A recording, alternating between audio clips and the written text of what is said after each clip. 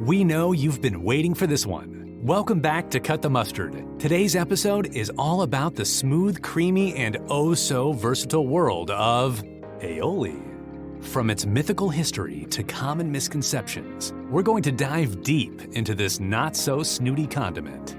We know what you're thinking. You're under the impression that aioli is just some fancy way to order mayo on your BLT. You'll be surprised to know that there's more to the story than that. So, what exactly is aioli? While it does have a mayonnaise-like consistency, aioli is made with garlic, olive oil, and egg yolks. According to a popular legend, aioli was first created by Roman soldiers who mixed garlic with olive oil to create a powerful dip that they would eat with their bread. The soldiers believed that the garlic would give them strength and make them invincible in battle.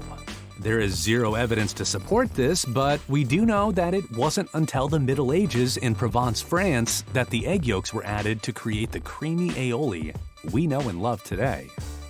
So what are the classic uses for aioli? Well, it's a staple in Mediterranean cuisine, where it's used as a dip for vegetables, bread, and seafood. But nowadays, aioli is used in everything from sandwiches to salads, and even as a topping for burgers and fries.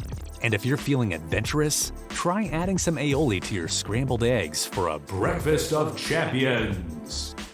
You're gonna snail away with this one. Did you know that in some regions of France, escargot or snails are served with aioli? Snails are like the Marmite of the culinary world.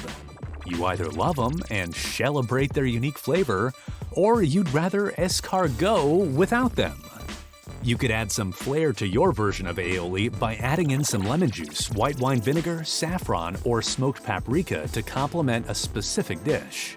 And check back with us at Cut the Mustard because we'll be diving into this aioli series and peeling back the layers of the condiment that has its own cult following.